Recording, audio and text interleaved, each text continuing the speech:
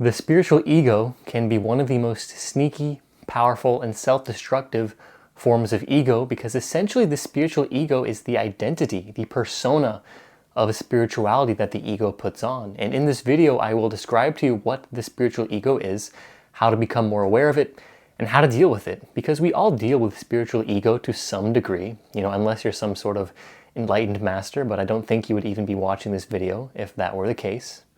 But first of all, I just want to emphasize that spiritual ego on its own is not a bad thing. I think in spiritual and personal development circles, it can be easy to think that the ego is bad and that we have to escape from or get rid of or destroy the ego somehow. But this isn't actually the goal in true spirituality, because the only one who tries to escape from the ego is the ego. So that mentality is kind of like trying to escape a Chinese finger trap by pulling equally on both ends. It's just ego trying to get away from ego, and you'll never actually escape or transcend ego that way.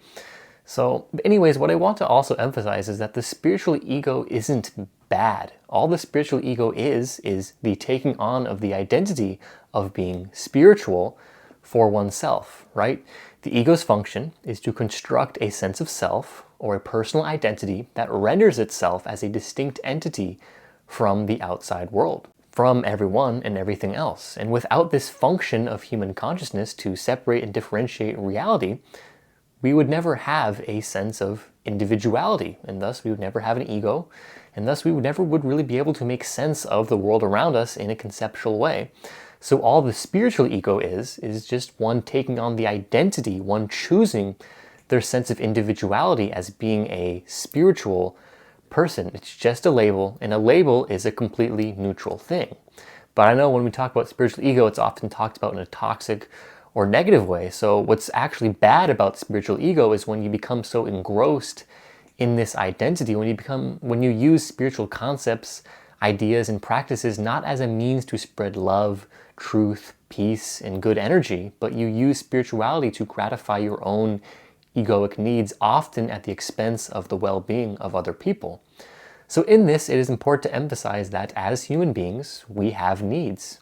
And these varying needs that all humans share is beautifully articulated in Maslow's hierarchy of needs. So first, we need our basic core needs like food, water, shelter, financial stability, and then we can move on to our psychological and social needs, such as achieving a sense of love and belonging in community, having a solid self-esteem, having confidence in ourselves. And it's usually when those social needs, when those esteem needs are not being met, that the spiritual ego can manifest rather strongly, and perhaps in a toxic way, because oftentimes we're in our spiritual ego because we feel that we need validation for our spiritual identity, whether that's, being validated by other people or just validating ourselves because we don't feel comfortable in our identity. We want to be recognized and we want to be appreciated for being this spiritual, loving, noble person who always helps other people, right?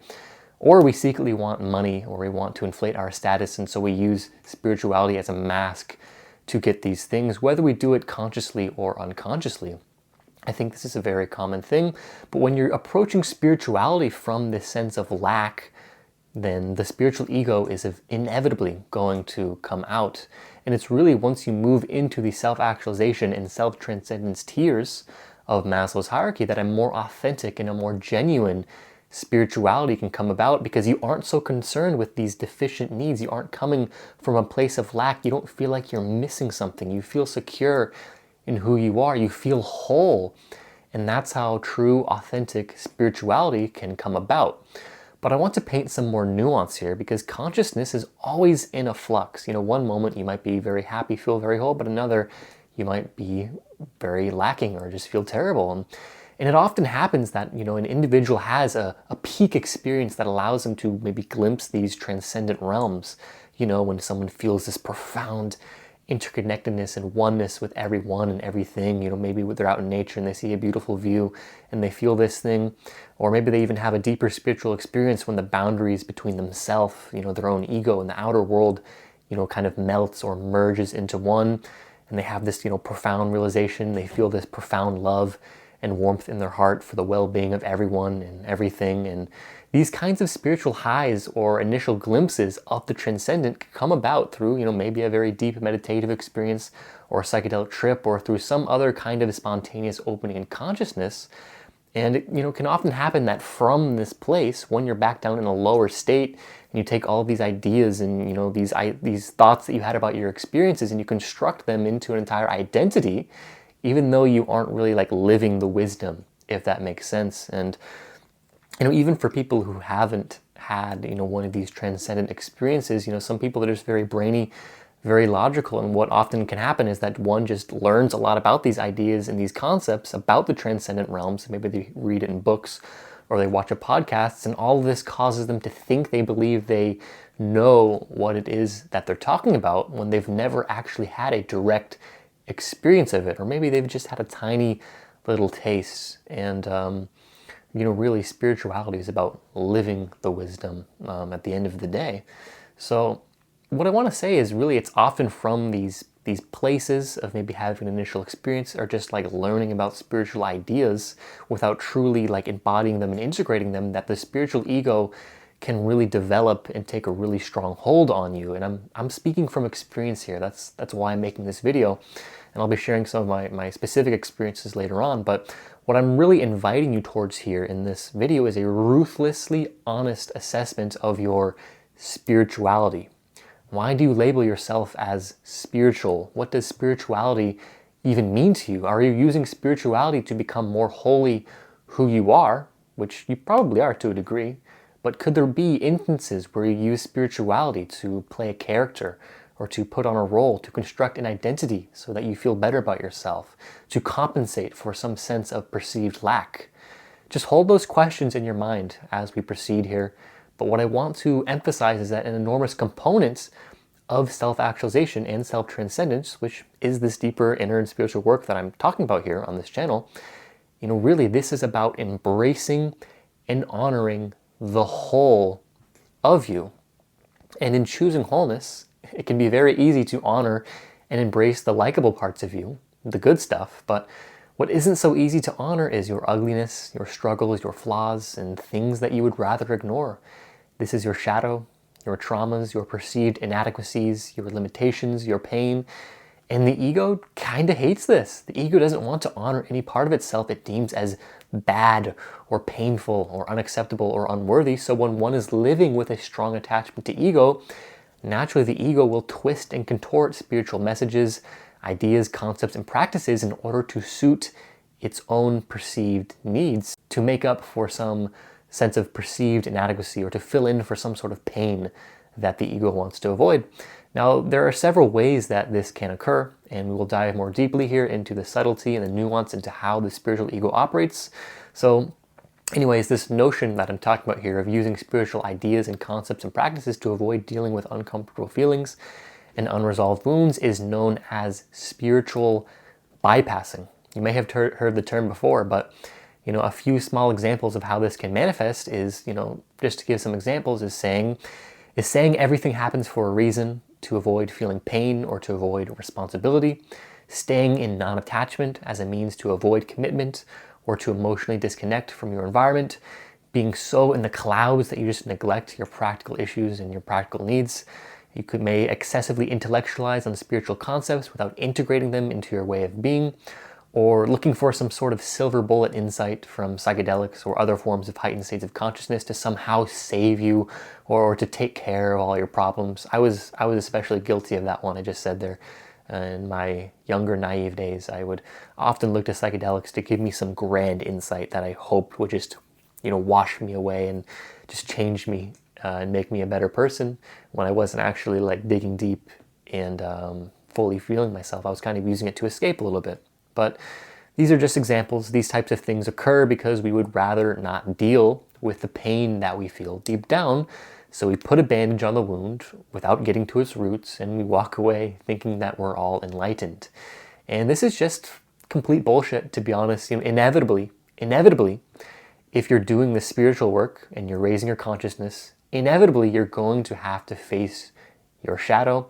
You're going to have to experience some deep pain, some deep inner turmoil. You really got to deal with your shit. if you want to become more conscious. There's absolutely no way around it. It's completely impossible to avoid it. So, this facade of equanimity cannot be held up forever. If you continue to spiritually bypass, you will have drastically stunted emotional, psychological, and spiritual growth. You will suffer way more than you otherwise would.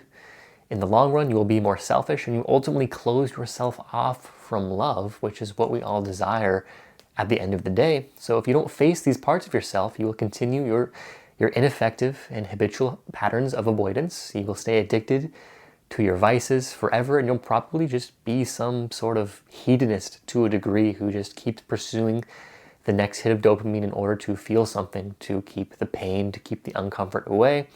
And all of this is the literal opposite of freedom, because we're blindly in our ego's reactionary impulses, which we have really no control over. So again, the solution to growing, to self-actualizing and self-transcending is to embrace the whole of who you are, in all of your beauty, in all of your ugliness.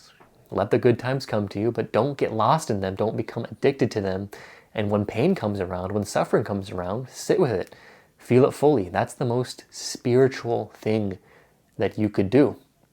Another way the spiritual ego can manifest is through self-inflation, and this type of spiritual ego manifests when one is struggling with the needs in the social and esteem tier of Maslow's hierarchy. And so in this, people use spirituality in order to boost their self-image, and this can manifest as using spiritual attainments to feel superior to others, boasting about your insights and your realizations, using spiritual jargon to appear more enlightened, judging others as being less developed or less spiritual, seeking validation for one's spiritual way of life, thinking like, look at me, I'm meditating, or look at this cool crystal that, makes me feel all good, or, look at this retreat I went on, I learned so much, I made so much progress, things like that. Or like just constantly comparing your spiritual progress to others. And in my experience, engaging in these self-inflative aspects has just stemmed from a core sense of insecurity and inadequacy in my self-image. It's the esteem tier of Maslow's hierarchy that we talked about. And when taken to an extreme, this can potentially manifest in a complex. We've all heard of the archetype of the guru whose ego has run amok, leading him to believe that he's infallible and has obtained this like special sense of enlightenment, and then he demands this blind obedience from his followers, and he starts this commune, and crazy shit happens. We've also all heard of the archetype of the savior, the one who believes he is destined to save the world and enlighten others, and these are just two manifestations of spiritual narcissism, which is really just spiritual ego taken to an extreme. But what I really want to emphasize here is that everyone who considers themselves spiritual, in a sense, likely deals with a bit of ego backlash that relates to the spiritual identity. And there's nothing bad or wrong about that. It's just important to be curious about it and to be aware of how this manifests in your experience and how it affects your life, how it affects other people, and specifically the more subtle aspects that close down a more genuine, authentic engagement with life. So some of the more subtle ways that this spiritual ego can manifest is holding oneself to nearly impossibly high standards of behavior, feeling guilt or shame when you fall short of these perceived spiritual ideals, feeling a sense of knowing better or always playing devil's advocate, consistently positioning oneself as the teacher or the giver in spiritual context, or getting overly fixated on this notion of progress, feeling that you need to keep improving and progressing and pursuing this enlightenment because you just have to have it, which may make you rush through spiritual practices or do them out of a sense of obligation. And these points that I've made, that I've just listed out here, they're really just all projections. They're all aspects of myself that I've had to deal with and integrate on my journey. For me, the most salient quality of my spiritual ego, and just ego in general, is the extremely high standards that I set for myself. This is something I've done for my entire life, and feeling guilt for falling short of my aspirations is an emotion that I have felt time and time again throughout my whole life. In school, I always wanted to get the highest grades, get the best test scores. In my time of playing basketball, I always expected championships. I always wanted to score a lot of points, and I'd just feel terrible about myself if I had a bad game. In my online business, I unreasonably would create 60 hours of work per week for myself and expect to get it all done. And in spirituality and in learning about these ego developmental stage theories, I would push and strive to get to the end, to get to the last stage that is a non-dual or enlightened way of being. And every time I would just feel bad about myself for failing to live up to these unrealistically high standards that I had set out for myself. And in reflecting, I see, that at its core, that much of these high standards are rooted in the noble desire to be a good person and to serve others. But my ego always just contorts it and takes it further, and it takes it to an extreme, and always striving to just be the best in whatever the subject matter is, and becoming overly attached to this best version. It creates this deep-seated lack of contentment with the present moment, and that perpetuates this desire to always be elsewhere, which, to be somewhere that's perceived as better. And when I was in this mode of consciousness, I could just never truly be content with what is. I could never savor the sweetness of the present moment. Really, really, that's what spirituality is all about. So, in a sense, true spiritual progress for me at this point would be to be content with any appearance, even the appearance of not progressing. It sounds kind of paradoxical and counterintuitive, but that's kind of how it is now. But another significant aspect of my spiritual ego was illuminated through posting content online. I would get obsessed with how many views, likes, comments, and shares a particular video was getting, and I would, sacrifice my own authenticity at the expense of more attention, which meant more money and more validation for me, right? And this actually caused my old YouTube channel, The Curious Minds, if some of you are familiar with it and know me from there, to become overrun with people who were not part of my ideal audience, as I was always catering to the types of videos that would get the most views. And so rather than attracting people who were devoted to their personal growth, their self-actualization, and transcendence, I instead attracted tens of thousands of people who were interested in having psychedelic experiences in order to experience something cool, or just to get high, or just to escape their life. Of course, I did attract some of my ideal audience, which I'm extremely grateful for, and maybe some of you watching this are originally from that channel, and I'm very grateful for you, but the percentage was small compared to my total subscriber base. And as I had realized what had happened, I began the Why the Sterling channel, the channel I'm posting on now, and also started the Waves of Wisdom newsletter, so I could have a community with only people who were part of my ideal audience. And this was a very difficult shift to make. It was a shift that likely cost me several $1,000s up front, but it was a shift that I felt was necessary in order to remain authentic to my values. And through it all, there is still this spiritual ego component to posting content and having a consistent online presence. And with this, when posting a video, I would just incessantly think about how I would be perceived, if the content would land with the viewer, if the message was truly a good one or not, if it would help drive the viewers to my website, to products, etc. And this has led to a sort of perfectionistic tendency that has always caused me to post content slowly and rather sporadically, as I have kind of been just regularly fine-tuning very hard my writing and my video editing projects to try to make it just as best as it can possibly be. And what's really been feeling authentic recently, and just what I think I'll do way more in the future, is just turning on the camera and speaking with very little plan beforehand. Maybe just a slight outline and, very minimal video editing, because I don't want to spend so much time just polishing and trying to make it perfect. I just want to get my message out there and have it land and have the people who want to hear it. So, these are just a few facets of my spiritual ego, I guess you can say, but they are all aspects that have taken me very far away from the present moment, generating inner turmoil, generating suffering regarding my self-image and perceived progress in my life. And I don't claim to be completely free from these egoic mechanisms, but I am much more accepting of them, and I feel far less inner turmoil than I did a few years ago relating to this domain. 3 years ago, I was too nervous to go on a podcast or to ever record something live and spontaneous like I've been doing a lot more, and now I really don't care about it at all. It's really, really easy for me, but I was able to achieve this greater level of freedom through accepting my flaws, my struggles, my weaknesses, accepting myself where I'm at, cultivating greater awareness of this inner critic within me, choosing what my heart feels is the right thing rather than what my ego's immediate desire is. And I suppose in that there's an ability to take a pause and to reflect and to just be still and to listen to myself, to listen to my intuition and trust in it. And also ultimately knowing that the greatest service that I can do for the world is being authentically myself. And that's really the whole point of the spiritual path, is to just become more wholly who you truly are. So while these are a few faces of my spiritual ego, the faces of your spiritual ego may be different, But the first step towards freeing yourself from the shackles of your spiritual ego is to first gain awareness of it. Ask yourself these questions. I'll put them on the screen here, so feel free to take a screenshot. Ask yourself, why am I really on this spiritual path? Do I feel a need to prove my spirituality to myself or to others? Do I use spirituality as a way to feel more special or different than others? Am I being truly honest with myself about my spiritual realizations and insights? Are there aspects of my life that I cover up or avoid in the name of spirituality? Do I feel a need to appear wise and enlightened? Can I admit that I'm wrong or that I don't know something in spiritual conversations? Am I applying these spiritual insights to my daily life? Or are they just concepts? How do I respond to criticism about my spiritual beliefs and practices?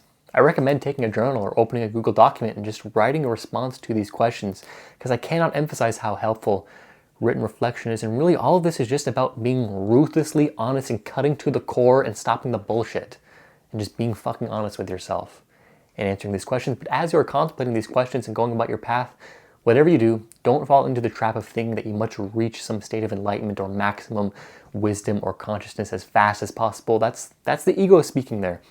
And I see a lot of people fall into that trap, myself included. But also remember that the ego is not the enemy. The ego is not bad. You're not meant to get rid of it or to kill it or to destroy it. It's a part of you, and you transcend its limiting aspects, but you also still hold it within you. But also, guys, just remember you are human and you have needs. Rather than trying to transcend to some high place, honor your basic needs. If you don't have consistent access to quality food, water, and shelter, or if you're still dealing with significant financial insecurity, take care of that stuff first and come back to the deeper spiritual stuff later. Because if you don't experience a sense of belonging and inclusion with other humans, or if you don't feel comfortable in your identity, these are needs that need to get met. Maslow's hierarchy is a hierarchy for a reason. There are simply certain baseline needs that must be satisfied before higher growth needs can be fully pursued. If you neglect these more basic needs in the name of spirituality, your ego will unconsciously end up contorting this spirituality in order to satisfy its unmet needs. This is how things get toxic and self-serving within spiritual circles. So ultimately, just remember that being spiritual is not a big deal. You don't have to fixate on it so much. You don't have to construct some grand identity out of it. It's just a way of relating to life, no better than any other way of relating to life. But some good markers to determine how you're progressing spiritually is how capable you are of loving yourself and others, flaws and all, how naturally kindness flows from your being, how authentic you feel as opposed to putting on a mask, how willing you are to be ordinary rather than special, how easily you can laugh at yourself, especially your spiritual pretensions, how capable you are of staying equanimous through hardship, how able you are to take inspired action without attachment to outcome, how able you are to see beauty and truth in many different forms and disciplines, not just your particular belief system, and overall, really just how alive you feel. These are just a few markers, but the general feeling you should have is one of increasing wholeness, joy, authenticity, and liveliness. When ensnared by spiritual ego, you will constantly be operating from this sense of lack, always worrying about your self-image and always craving validation. So ultimately ask yourself this: do you feel you are becoming more truly who you are, or do you feel like you have to uphold an image? I invite you to drop the facade and just be who you truly are, flaws, ugliness, and everything. That's the most spiritual thing that you could do. And if you want to step more fully into who you truly are, my 10-week coaching program, Spiritual Fitness, may be a wise investment into your growth. This program is more affordable than other life coaching programs, at least at the time of this recording. So if you want more info on that, head to the website to learn more about that, and I will also leave the link to that in the description. Or you can also just book the free discovery call in the description too. I just offer free 45 to 60 minute calls just to kind of see where you're at, what your needs are, and see if we're a good fit to work together. So if that interests you, please book that free discovery call. And yeah, that's all I have for today, guys. Good luck with everything and have a great day and peace.